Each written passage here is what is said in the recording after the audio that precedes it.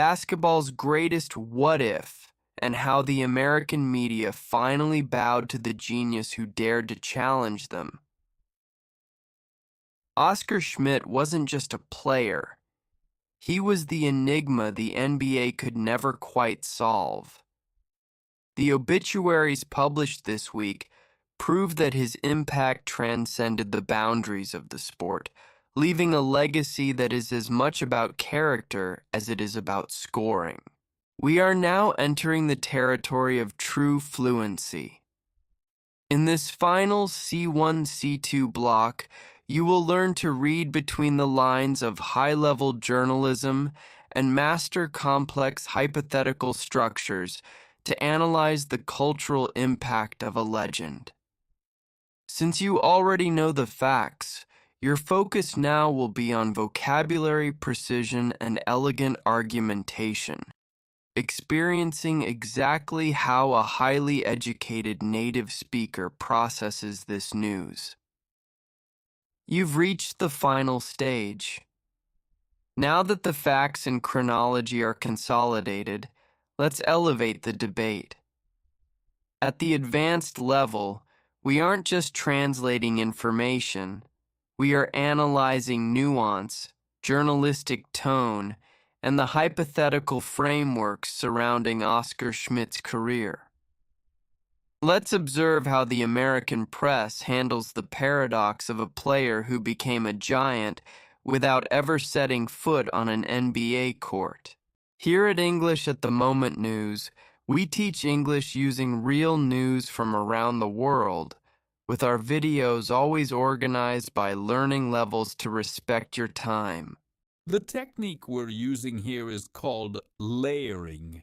Because you already understand 100% of the context, your affective filter is low.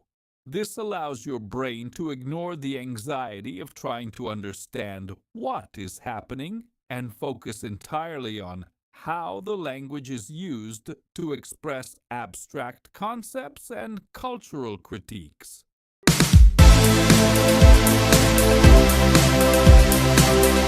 At the advanced level, journalistic language moves beyond mere information and becomes analytical.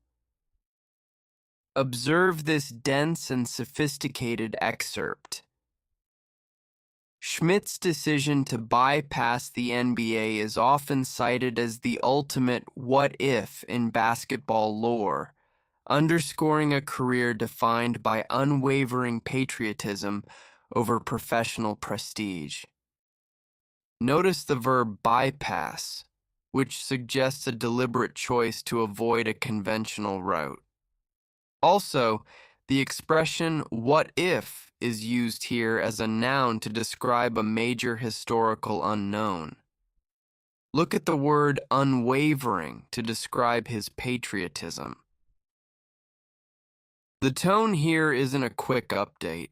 It's a reflective obituary weighing a man's life choices against the glitz of global fame. At this stage, your brain has stopped looking for exact word-for-word equivalents. Your focus is now on interpreting intent. By processing words like underscoring and lore, you are exercising the ability to capture the cultural weight the author intends. Something only possible when the grammatical foundation is already fully automated.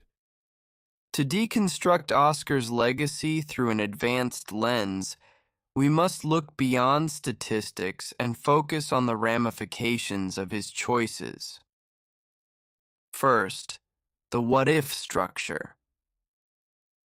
In sports analysis, Oscar is the center of history's greatest third conditional. We often hear, if he had played in the NBA, he would have been one of the greatest of all time. Note the use of this structure to discuss a past that didn't happen. Second, the dilemma between loyalty and professionalism. Oscar's career is a case study in uncompromising values. He faced a true conundrum. To play in the Olympics for Brazil back then, he had to maintain amateur status. Accepting the NBA meant giving up the national team. He chose patriotism over financial prestige, a decision that seems almost incomprehensible in today's era of super contracts. Third, the catalyst for internationalization. Oscar was the pioneer who shattered the perception that international players were inferior. His performance in the 1987 Pan American Games was the catalyst for the NBA to start looking at the rest of the world differently. By dealing with abstract concepts and past hypotheses, you are exercising the most sophisticated layer of your fluency. The brain stops simply naming objects and starts articulating complex ideas. This is what differentiates a functional speaker from a truly proficient and persuasive one. At the C1, C2 level, words stop being just functional and become precision tools. Let's analyze 5 terms that provide authority to any journalistic analysis. Lore refers to a body of traditions and knowledge on a subject, typically held by a particular group. Unwavering, steady and resolute, not shaking or hesitant in one's purpose or beliefs. Bypass, to avoid a traditional route, to go around a system or a step. Underscore, to emphasize or highlight the importance of something. Conundrum, a confusing and difficult problem or dilemma that is hard to solve. Learning C1 vocabulary isn't about finding harder synonyms. It's about choosing the word that carries the exact color of your thought. When you use underscore instead of show, you signal a much deeper cultural and intellectual command of the language. Advanced fluency is measured by your ability to use metaphors with dense cultural weight. To describe Oscar's stance regarding the NBA, a native commentator would use expressions that paint a mental picture of his resistance. The first is, to stick to one's guns. It means to maintain one's beliefs or decisions even under great pressure. Oscar stuck to his guns by refusing millions to represent his country.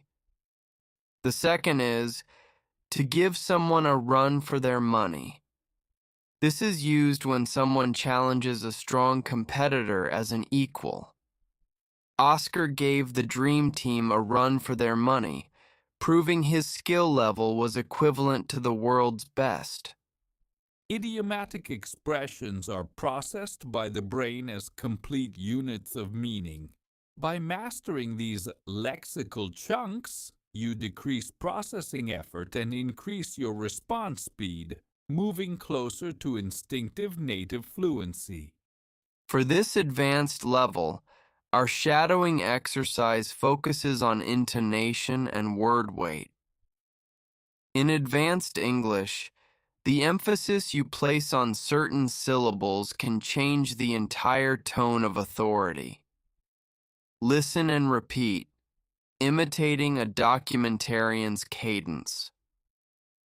He is cited as the ultimate what if in basketball lore. Full sentence. He is cited as the ultimate what if in basketball lore. Now, for breath control. Listen and repeat. His unwavering loyalty underscored a career defined by principles. Full sentence. His unwavering loyalty underscored a career defined by principles. In C1, C2, you are training prosody, the melody of speech. Practicing sentences with this semantic load teaches your nervous system how to project confidence and sophistication. To wrap up our advanced analysis, let's revisit the myth behind his most famous nickname, Holy Hands, Mao Santa. While the public often attributed his surgical precision to a divine gift, Oscar himself famously demystified it. There are no holy hands. These hands are trained.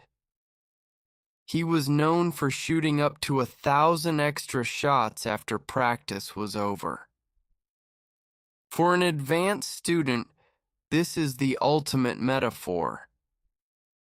What a casual observer calls natural talent, we know is actually the byproduct of unwavering discipline and thousands of invisible repetitions.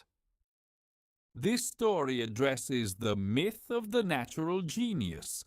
At the C1, C2 level, people often forget the effort behind the performance. By validating the training over the holiness, your brain reinforces your own growth mindset, reminding you that your current sophistication in English is a deliberate construction of your persistence. You have just completed the full learning journey. By navigating levels A1, B1, and now C1, you haven't just learned about Oscar Schmidt. You've trained your brain to process the same information through different layers of complexity. This is the secret of polyglots.